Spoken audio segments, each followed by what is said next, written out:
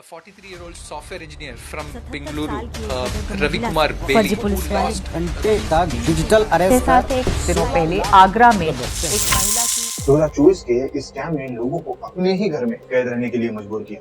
यह स्कैम इतना खतरनाक है कि आप कितने भी टेक एक्सपर्ट हो या फिर होशियार हो, फिर भी आप इस स्कैम का शिकार हो सकते हो। यहाँ तक कि मोदी जी ने भी अपनी मन की बात में इस स्कैम के बारे में लोगों को आगाह किया है। 2024 के पहले 9 महीनों में ही इस स्कैम के 63,481 केसेस रजिस्टर हुए हैं, जिसमें इंडिया के लोगों ने 1661 करोड़ अब तो गवा चुके हैं। अगर इस स्कैम से आपको बचना है तो आपको ये वीडियो पूरा देखना चाहिए।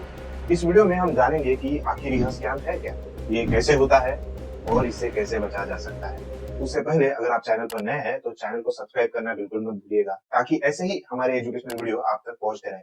इस स्कैम का नाम है डिजिटल अरेस्ट। ये टर्म आपको सुनने में थोड़ी अजीब लग रही होगी, लेकिन इस स्कैम में इंडिया के लोगों को अपने ही घर में कैद रहने को मजबूर किया है।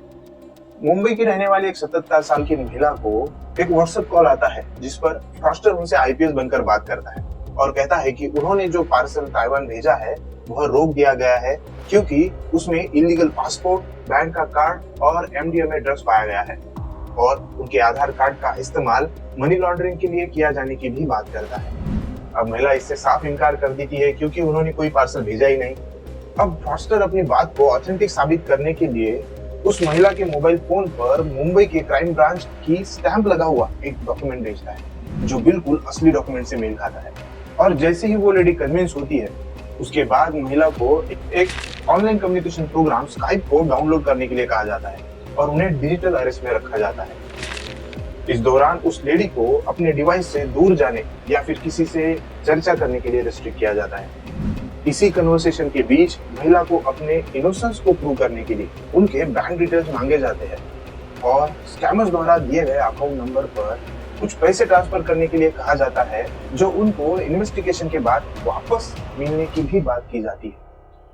इनिशियली महिला 15 लाख रुपए फ्रॉडस्टर ने दिए हुए बैंक अकाउंट में ट्रांसफर करती है, लेकिन आगे उन्हें पूरे 1 महीने तक डिजिटल अरेस्ट में रखा जाता है और इन 1 महीने के डिजिटल अरेस्ट में उनसे 4 करोड़ रुपए लूटे जाते हैं और यह अब तक का सबसे लंबा चला डिजिटल अरेस्ट स्कैम है।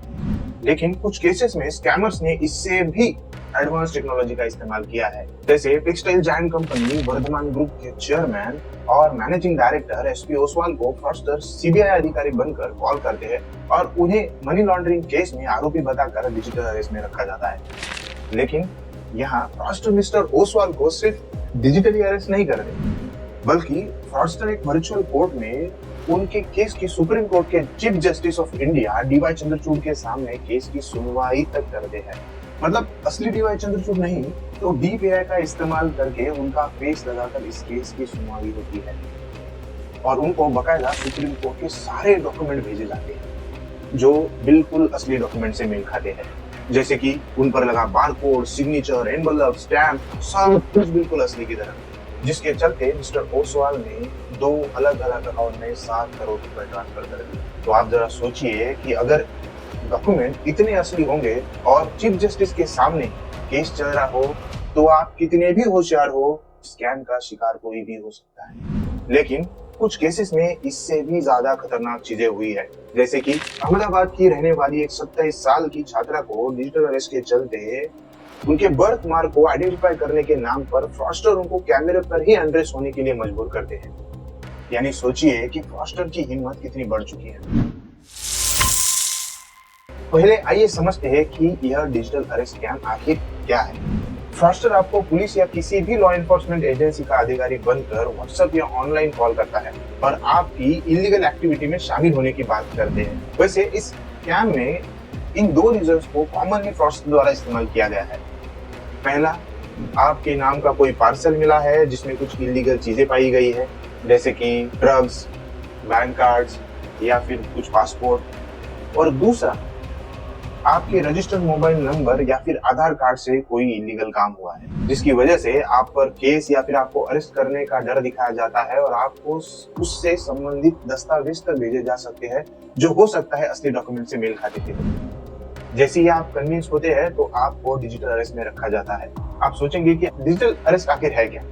डिजिटल अरेस्ट यानी कि आपको स्काइप पर या फिर व्हाट्सएप पर वीडियो कॉल पर अपने डिवाइस के सामने ही होना होता है जिससे आप किसी से बात नहीं कर सकते, किसी से मदद नहीं ले सकते या फिर किसी को इसके बारे में बता तक नहीं सकते हैं। इन सभी के लिए आपको रिस्ट्रिक्ट किया जाता है। दरअसल ऐसा इसलिए किया जाता है ताकि आपको आइसोलेट किया जा सके, जिससे उनको आपको डराने में और आपको कन्विंस करने में आसानी हो, जिससे आपसे पैसे निकलवाना ज्यादा आसान हो सकता है। बाद में इसी कन्वर्सेशन के बीच कहीं तो भी सेटलमेंट के नाम पर या फिर केस के जांच के नाम पर या फिर आपका इनोसेंस साबित करने के नाम पर आपको पैसों की डिमांड की जाती है, और जब तक आपको समझ आ जाए तब तक आपका पैसा आप गवा चुके होते हैं। इस अकेले डिजिटल स्कैम ने 2024 के पहले 9 महीनों में ही 63,481 केसेस रजिस्टर हुए हैं, जिसमें इंडियन लोगों ने 1661 करोड़ रुपए लूटे जा चुके हैं। लेकिन इस स्कैम से भी बचा जा सकता है अगर हम कुछ बुनियादी बातों का ध्यान रखें या फिर हम अवेयर है तो इससे भी बचा जा सकता है। तो आइए जानते हैं कैसे। पहला है टेक अवेयरनेस, यानी हमने डिजिटल इंडिया को इतना सीरियसली ले लिया है कि हम डिजिटल रूप से ही अब सरेंडर करने लगे हैं। यहाँ ओरिजिनल कैदी फिजिकल जेल से भागने की कोशिश कर रहे हैं और अपने घर में ही हैंडसअप कर दे रहे हैं। ये स्कैम इतना खतरनाक हो चुका है कि I4C यानी Indian cyber crime coordination centre को एक प्रेस रिलीज जारी करना पड़ा, जिसमें बताया गया कि इंडिया की कोई भी लॉ एनफोर्समेंट एजेंसी आपको डिजिटली अरेस्ट नहीं करेगी। हमारे कॉन्स्टिट्यूशन में डिजिटल अरेस्ट नाम की कोई भी चीज नहीं है। और यही बात हमारे देश के प्रधानमंत्री मोदी जी ने भी अपने मन की बात में बताकर लोगों को इस स्कैम से आगाह किया है। और यही बात आपको जानना बहुत जरूरी है कि कोई भी लॉ एनफोर्समेंट एजेंसी आपको डिजिटल रूप से अरेस्ट नहीं करती। दूसरा है सेल्फ अवेयरनेस।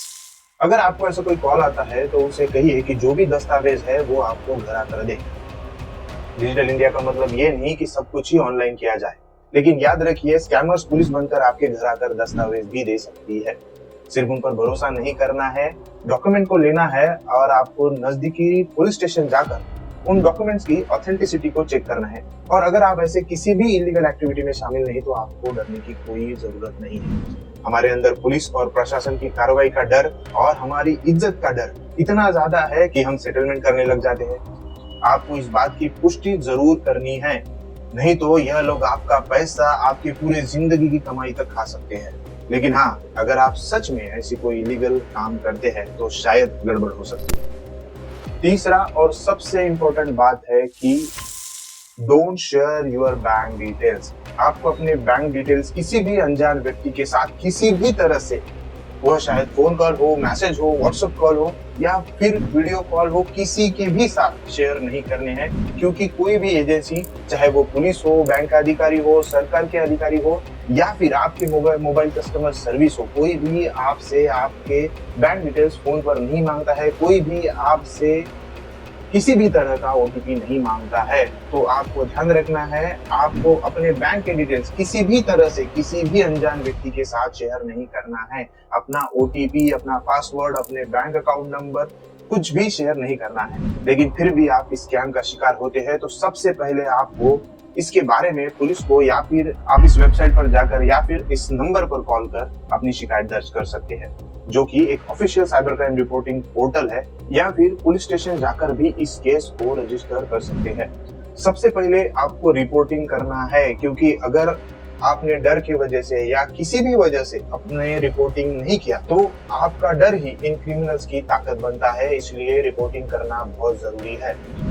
दूसरी बात, आपका पैसा ट्रांसफर या फिर चोरी होने के बाद अगर आप बैंक को 3 से 7 दिनों के अंदर इसके बारे में बताते हैं तो इस ट्रांजैक्शन को रिवर्ट किया जा सकता है, आपके पैसे आपको वापस मिल सकते हैं। लेकिन आपको याद रखना है कि इससे ज्यादा अगर देर होती है तो आपको आपका पैसा मिलना मुश्किल हो सकता है, क्योंकि ऑनलाइन स्कैम में गया हुआ 10% से भी कम केसेस में पैसा वापस मिल पाता है। यानी कि 90% केसेस में एक बार पैसा गया तो वापस मिलना मुश्किल है। तो बेहतर है कि हम अवेयर रहकर कोशिश करें कि इस तरह के स्कैम में या फिर इस तरह का स्कैम का हम शिकार ही ना बन सके या फिर ना बने।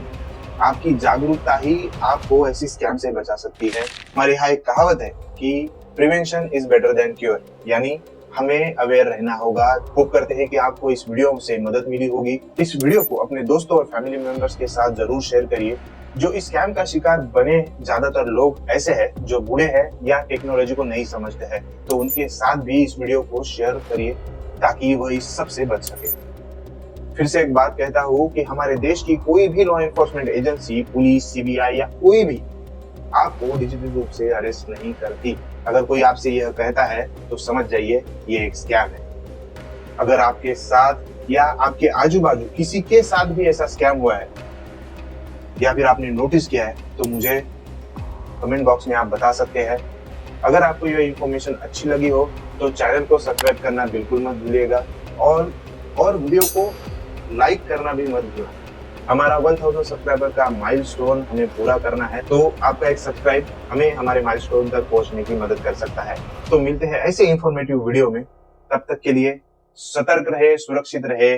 जय हिंद, जय भारत।